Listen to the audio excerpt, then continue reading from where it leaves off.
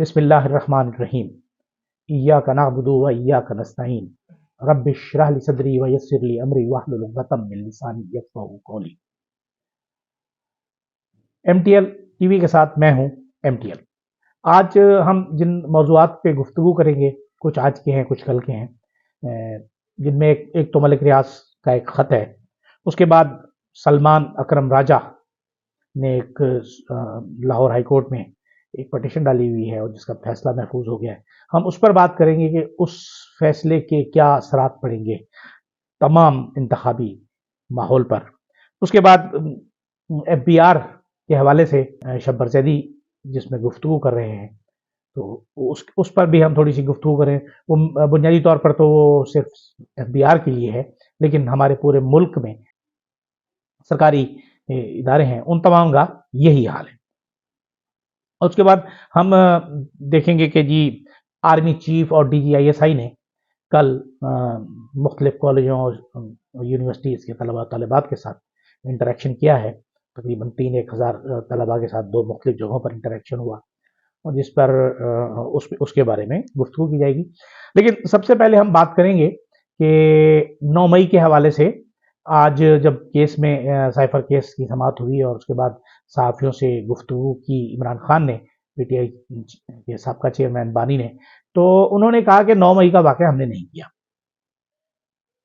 आप 9 मई के वाक़े में मुलव्वस अफराद को ज़रूर सज़ा दें, लेकिन पहले उनकी आज़ादाना और शफ़ाफ़ तहकीकात होनी चाहिए।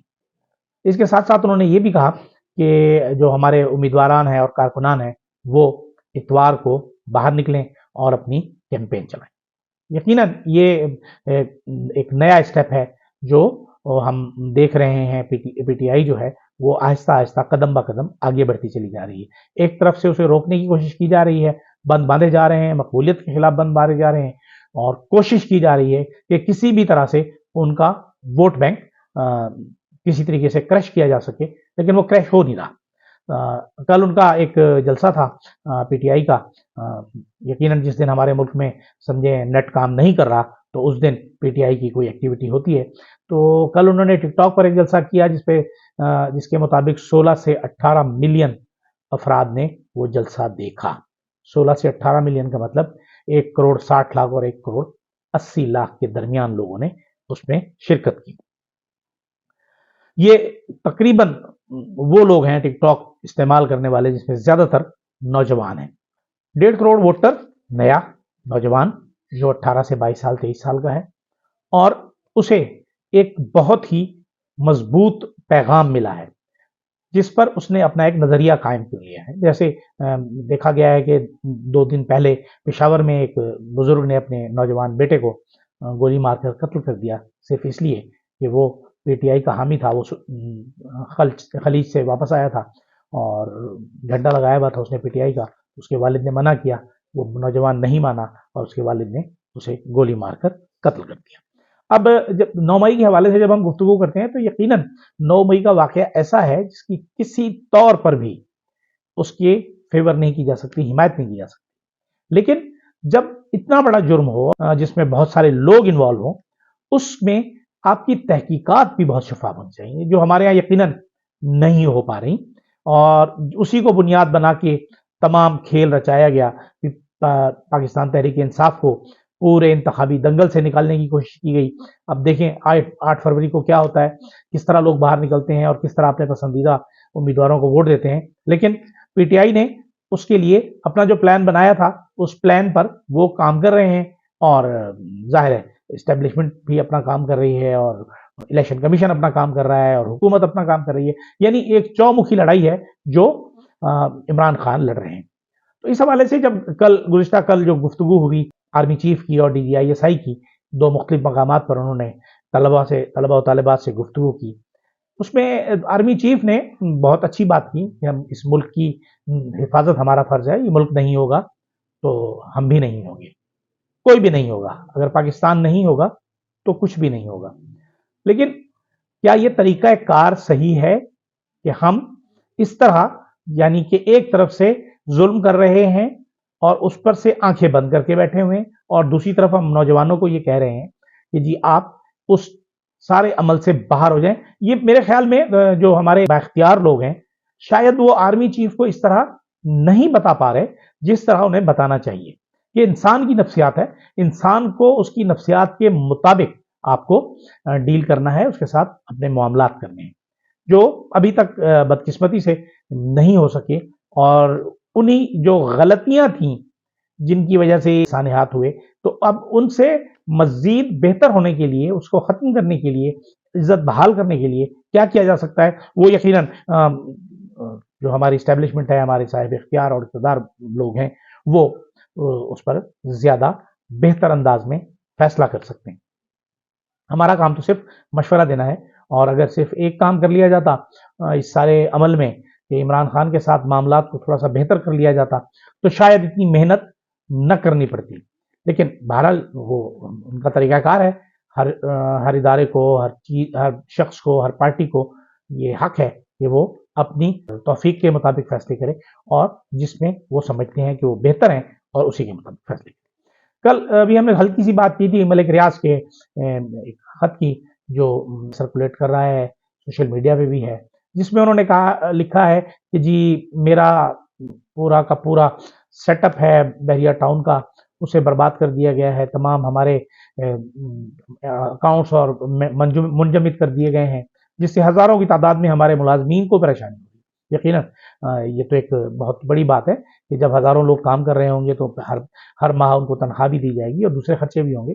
آپ ملک ریاض صاحب سے اختلاف کر سکتے ہیں، لیکن اگر ان پر یہ دباؤ ڈالا جائے کہ 190 ملین پاؤنڈ والے کیس میں وہ آئیں اور عمران خان کے خلاف گواہی دیں، تو شاید یہ بہت مشکل ہوگا ملک ریاض صاحب کے لیے بھی، کیونکہ وہ 190 ملین پاؤنڈ جو NCA نیشنل کرائم ایجنسی جو برطانیہ کی ہے، اس نے وہ ان سے پوچھ کر وہ پیسے دیے سپریم کورٹ آف پاکستان کے اکاؤنٹ میں جمع ہوئے.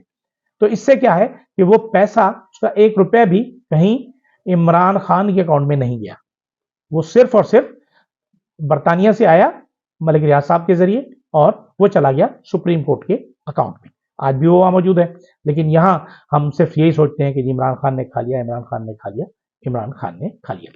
اب ایک اور جو اہم ترین چیز ہے جس پر مجھے بہت تجسس ہے کہ یہ فیصلہ کیا ہوتا ہے، یہ کیس ہے کہ PTI کے ایک امیدوار ہیں بیرسٹر سلمان اکرم راجہ صاحب، جو لاہور سے الیکشن میں حصہ لے رہے ہیں.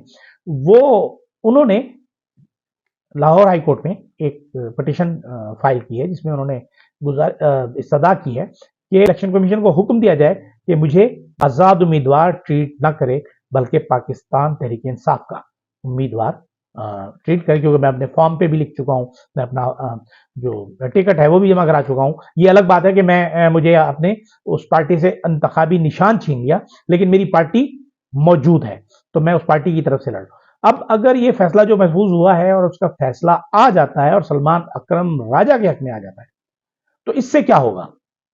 اور اگر ان کے خلاف آتا ہے تو اس سے کیا ہوگا؟ اگر وہ آتا ہے سلمان اکرم راجہ کے خلاف، تو اس میں یہ ہوگا کہ ایک کرپشن کا اور ہارس ٹریڈنگ کا دروازہ کھل جائے گا کہ جو پارٹی جس کے پاس جتنے زیادہ پیسے ہوں گے، جو زیادہ بندوں کو ڈیل کر سکتا ہوگا، وہ اپنی حکومت بنا لے گا پیسے خرچ کر کے. اور جب ایسی صورتحال میں جب 10-10 کروڑ روپے خرچ ہو رہے ہوں ایک نیشنل اسمبلی کے حلقے پر، تو اس میں کہ یہ سوچنا کہ ایک شخص جو ہے وہ ممبر قومی اسمبلی 10 کروڑ روپے خرچ کرتا ہے اور 10 کروڑ خرچ کر کے الیکشن جیتتا ہے اور جیت کے اسمبلی میں جاتا ہے، تو وہ وہاں جا کے لوگوں کی خدمت کرے، یہ یقیناً نہیں ہے. اور جو یہ سمجھتا ہے وہ احمقوں کی جنت میں رہتا ہے. اب میں تو یہ کہتا ہوں کہ اگر کوئی شخص 10 کروڑ روپے خرچ کر کے صرف 10 کروڑ ہی کما لے 5 سال میں، تو وہ فرشتہ ہوگا، وہ انسان نہیں ہوگا. اچھا، دوسری طرف اگر یہ سلمان اکرم راجہ کے حق میں فیصلہ آ جاتا ہے تو یہ ایک نظیر بن جائے گی، اور وہ نظیر اس طرح بنے گی کہ PTI کے ٹکٹ پر جتنے بھی لوگ آزاد امیدوار کی حیثیت سے یا مختلف نشانات کے تحت الیکشن لڑ رہے ہیں، تو وہ تمام کے تمام پاکستان تحریک انصاف کے ممبر تصور ہوں گے، اور جو ہمارے ووٹر ہیں خواتین کے اور ان کے ہمارے ممبرز ہیں مخصوص نشستوں والے خواتین اور اقلیتوں والے، اس میں بھی انہیں حصہ بقدر جسہ مل جائے گا.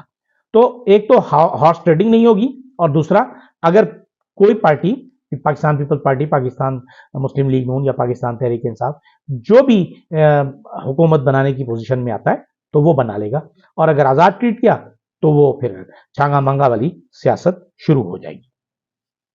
जब्बर जहरी साहब ने एक गुज़श्ता रोज़ एक प्रोग्राम में गुफ्तगू की है, और उसमें उन्होंने कहा कि एफबीआर की जब मैं उसको बेहतर कर रहा था, उसमें काट छांट कर रहा था, उसको बेहतरी की तरफ ले जाने की कोशिश कर रहा था, तो उस वक्त मुझे बहुत से मसाइल का सामना करना पड़ा, और मैं समझता हूँ कि सिर्फ 3000 लोगों की ज़रूरत है, बाकी जो 26,000 लोगों में से 23,000 लोग हैं उनकी ज़रूरत ही नहीं है, क्योंकि वो काम कम और पैसा ज़्यादा कमाते हैं अपने लिए, टैक्स कम वसूल करते हैं। तो यकीनन ये एक बहुत बड़ा फैसला था जिसकी उस वक्त उन्होंने अप्रूवल ले ली थी, लेकिन बाद में बदकिस्मती से हमारे मुल्क में ये तो एक मिसाल है चलती रहती है कि लोग जो हैं वो इदारे मुल्क की तरह लिए नहीं सोचते, ज़ाती मफादात के लिए सोचते हैं, और जो मुल्क के लिए या इदारे के लिए सोचते हैं, यकीनन इदारे हमारे अच्छे होंगे और मुख्तलिफ इदारे बेहतर काम कर रहे होंगे तो उसका मजमूई असर जो है वो मुल्क की मईशत पर पड़ेगा इनडायरेक्ट। अब जो एक और गुफ्तगू के जी हम आपसे बात करते हैं जो एक और टॉपिक पे, ये जो इलेक्शन है मैं उसे जिसे मुतनाज़ा, जानिबदार और गैर शफाफ कहता हूँ।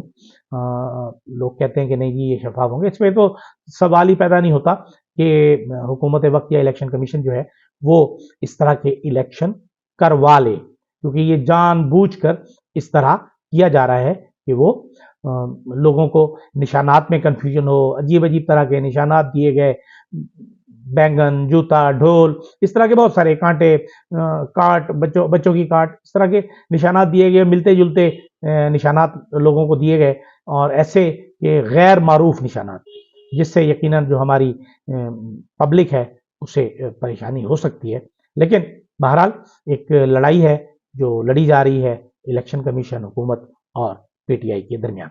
यहाँ एक वाकया मुझे याद आ रहा है, इसके बारे में हम कल बात करेंगे, लेकिन जब 1977 के इंतखाबात हुए तो भुट्टो साहब ने लाड़काना से इलेक्शन लड़ा। इलेक्शन क्या लड़ा, वो वहाँ से बिला मुकाबला मुंतखब हो गए।